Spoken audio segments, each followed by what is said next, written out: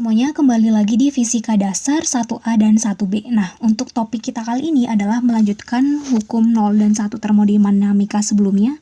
Kita melanjutkan ke hukum 2 termodinamika. Nah, tujuannya adalah kita bisa menghitung efisiensi mesin panas dan juga mesin pendingin berdasarkan siklus termodinamika. Nah, siklus termodinamika ini ada banyak, tapi untuk khusus hari ini kita fokus pada siklus Carnot. Nah, sebelum kita masuk ke materi, mungkin kita mengamati dulu atau merenungkan kembali apa yang sering kita lihat di dalam kehidupan kita. Jadi contohnya, kalau kita menggoreng telur, nah otomatis telur tersebut jika diberikan panas pada penggorengan, dia akan spontan mengeluarkan panas atau berubah bentuk. Nah, tapi apabila kita langsung mematikan si panasnya itu, apakah mungkin si telur itu bisa menjadi dingin kembali seperti keadaan sebelumnya atau tidak berubah bentuk sama sekali? Sepertinya tidak. Nah, kemudian jika kita perhatikan biografi atau mesin-mesin yang ada di kehidupan kita, tidak terdapat satupun penemu yang dapat menciptakan sebuah mesin yang mengubah panas seutuhnya menjadi energi mekanik. Contohnya, mesin yang paling unggul saat ini kita lihat adalah mesin pada mobil. Bisa itu mobil listrik atau mobil manual. Nah, tidak pernah sebuah mobil itu tidak menghasilkan panas atau keseluruhan energi yang dimasukkan ke dalam mobil, misalkan dari bahan bakar, itu sepenuhnya berubah menjadi energi mekanik. Belum ada. Nah, kemudian kalau misalkan kita perhatikan tinta yang dicampur dengan air, dia akan spontan langsung menyebar, membentuk suatu larutan yang sama dengan air tersebut. Nah, kemudian kalau misalkan kita berikan kertas atau pengambil cairan, pengambil tinta, atau seperti kertas kromatografi, nah, dia tidak bisa seperti sebelumnya itu. Jadi misalkan sebelumnya dia bisa secara spontan menyebar, tapi setelah diberikan kertas, dia tidak bisa secara spontan juga kembali seperti semula atau mengambil semua tinta yang telah tergabung dengan air itu.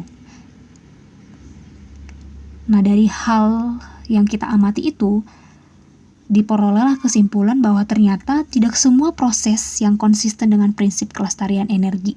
Jadi seperti yang tadi, energi mekanik awal itu tidak selalu sama dengan energi mekanik akhir, yaitu pada mesin yang diciptakan oleh penemu.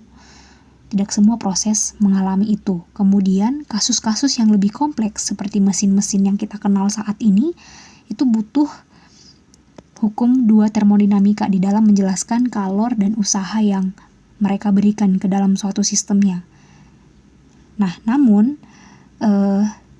jika dibiarkan, sistem akan cenderung mengalami perubahan spontan sampai suatu kesetimbangan tercapai, baik di dalam sistem sendiri atau dengan lingkungannya. Nah, tapi untuk sistem tertentu, misalkan pada hukum 0 termodinamika kemarin, suatu benda yang memiliki temperatur yang berbeda, namun karena kalornya berpindah atau temperaturnya berpindah dari tinggi ke rendah, maka akan secara alami mereka akan mengalami kesetimbangan termal. Nah, itu bisa terjadi secara spontan juga, namun hanya untuk beberapa kasus yang sederhana. Untuk lebih kompleks lagi, kita butuh lanjutan dari hukum 2 termodinamika ini. Nah, kemudian secara prinsip mungkin kerja dapat dihasilkan saat proses menuju kesetimbangan itu. Nah, untuk pendinginan spontan, energinya mungkin dapat dipindah ke sistem yang menjalani siklus tenaga untuk menghasilkan usaha kerja. Kemudian ketika terjadi ketidaksetimbangan, kebalikannya yang tadi, di antara dua sistem ada peluang untuk menghasilkan kerja juga. Nah, yaitu kerja maksimalnya berapa, kemudian faktor-faktor apa saja yang menghalangi merealisasikan kerja maksimum tersebut. Nah, itu semuanya akan dibahas di dalam hukum termodinamika kali ini.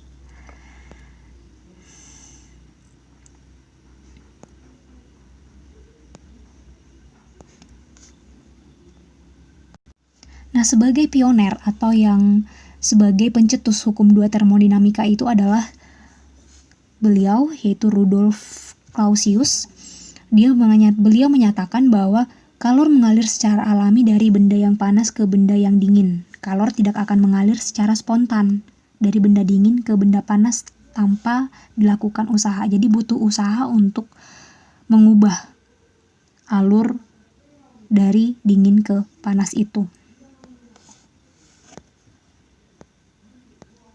Nah, namun sebelum ke hukum 2 termodinamika ini, sebelumnya ada penggugatnya juga, ada ilmuwan yang berlawanan dengan dia, yaitu si Kelvin Planck menyebutkan bahwa tidak mungkin membuat mesin yang bekerja dalam suatu siklus, menerima kalor dari reservoir dan mengubah kalor ini seluruhnya menjadi usaha. Nah, kemudian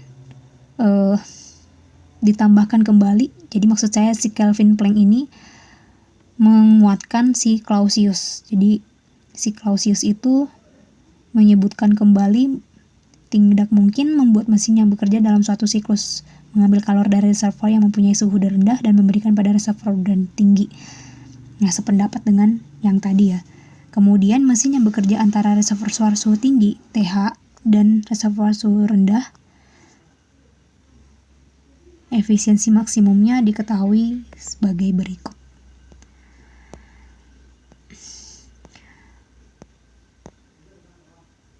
Nah, dalam proses termodinamika seperti yang diketahui tadi, prosesnya itu ada 2, yaitu irreversible, yaitu proses yang berlangsung secara alami, kemudian proses reversible atau proses yang ideal. Proses irreversible ini yaitu proses yang berlangsung secara spontan pada satu arah, tetapi tidak pada arah sebaliknya, yang nyambung ke yang tadi ya. Jadi yang panas akan secara spontan ke yang dingin, namun yang dingin tidak bisa secara spontan memberikan kalor ke yang panas.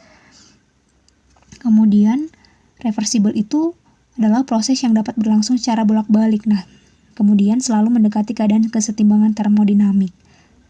Idealisasi tidak pernah tercapai. Nah, proses reversible ini tidak pernah tercapai. Ternyata dalam dunia nyata selalu ada yang hilang atau selalu ada yang sebenarnya prosesnya itu tidak bisa seperti itu.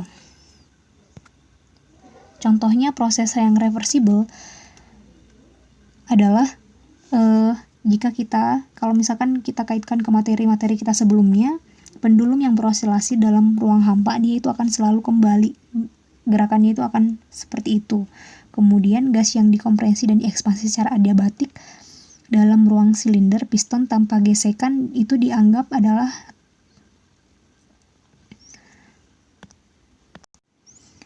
proses ini, pendulum yang berosilasi kemudian gas yang dikompresi atau diekspansi, ini bisa dianggap sebagai reversible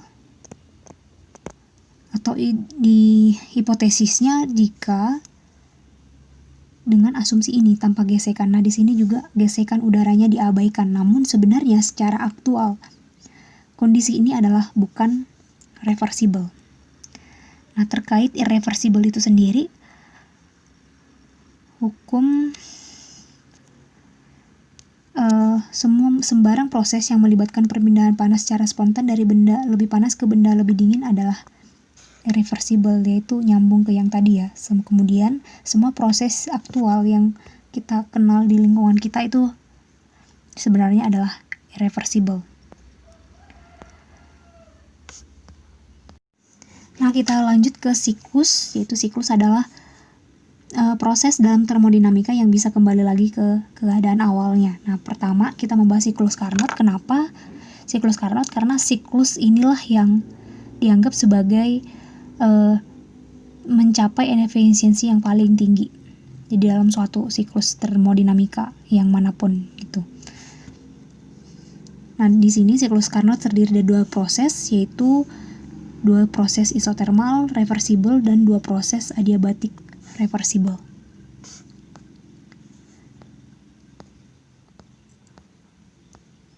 Nah, di sini ada terjadi 4 langkah atau 4 proses. Yang pertama adalah gas berekspansi secara isotermal pada suhu TH menyerapnya. Di sini ini adalah isotermalnya.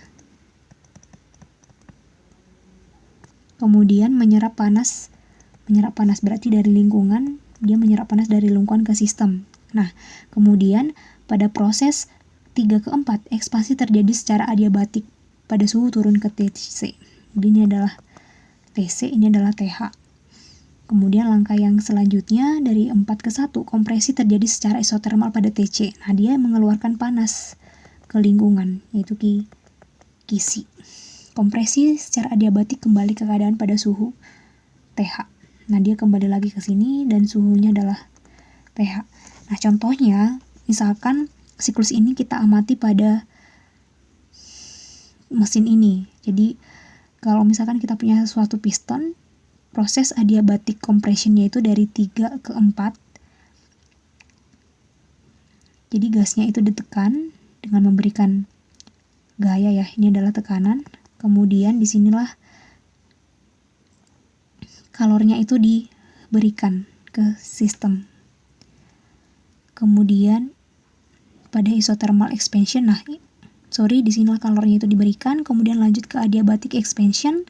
Di sini tertutup, jadi tidak ada kalor yang keluar sedikit pun. Nah, kemudian saat dikompresi kembali, dia mengeluarkan kalornya itu ke lingkungannya, yaitu ke reservoirnya. Nah, contohnya mesin kalor terkait Carnot ini yang kita ketahui adalah pada mesin pemompa atau turbin yang terdiri dari boiler, pemanas, dan ada kondenser, dan ada juga turbin. Nah, proses yang si isothermal itu tadi, jadi kita punya suatu reservoir panas, dia memberikan kalor ke boiler, kemudian selanjutnya lanjut ke proses di turbin, kemudian ke kondenser. Di kondenser inilah si sistem itu mengeluarkan kalornya itu ke pendinginnya. Kemudian dipompa kembali, kemudian dilakukan kerja, dan begitulah seterusnya. Jadi kalau kita ulangi, ini adalah mesin si kalornya yang mengikuti alur dari si Carnot, siklus Carnot. Suatu kerja atau suatu usaha diberikan kepada pompa, kemudian dari pompa itu ngalir ke boiler. Ada si boiler ini menerima kalor dari reservoir panas dan dilanjutkan ke turbin. Hasil dari pengolahan di turbin ini, dia melepaskan kalor ke reservoir dinginnya.